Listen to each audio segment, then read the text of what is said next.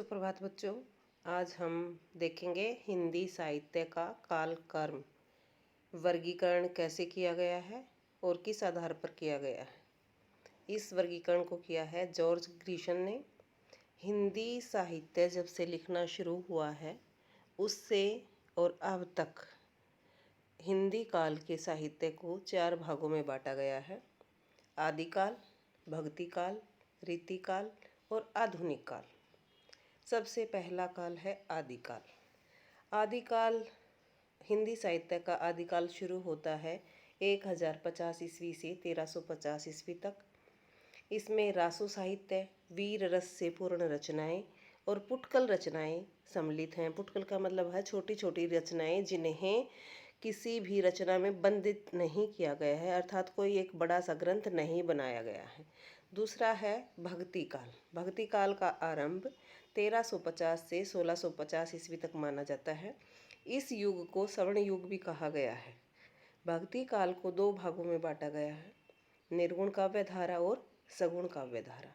निर्गुण काव्य का मतलब है कि जो इस काव्य धारा के कवि ईश्वर को अर्थात उस सर्वोपरि सत्ता को निराकार रूप में मानते हैं, वो कहते हैं कि इसका कोई भी रंग रूप आकार नहीं है।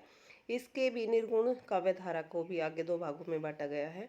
संत काव्य धारा, जिसे ज्ञानाश्री बोला गया है, और इस काव्य धारा के प्रमुख कवि कबीर हैं, जिसे हम सभी बहुत अच्छी तरह से जानते हैं। दूसरा है सूफी काव्य। सूफी काव्य को प्रेमाश्री काव्य धारा का नाम दिया गया है, और इस काव्य धारा के जो कवि हैं वो प्रमुख कवि जायसी हैं। इसके साथ ही निर्गुण काव्य धारा है। नंबर 2 जो सगुण काव्य धारा है, सगुण काव्य धारा के भी 2 आगे भाग किए गए हैं, एक रामाश्री और एक कृष्णाश्री।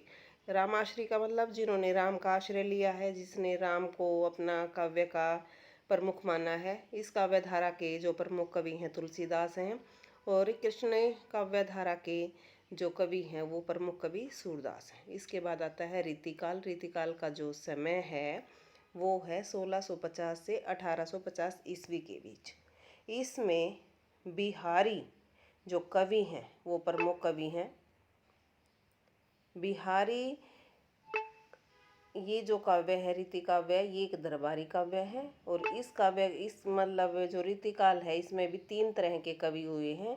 रीति सिद्ध जो रीति में पारंगत थे, रीतिबद्ध जो रीति का केवल अनुसरण करते थे, और रीति मुक्त जिन्होंने काव्य रीति को अपने काव्य का आधार नहीं बनाया बल्कि वो इन चीज़ों से परे ही रहे।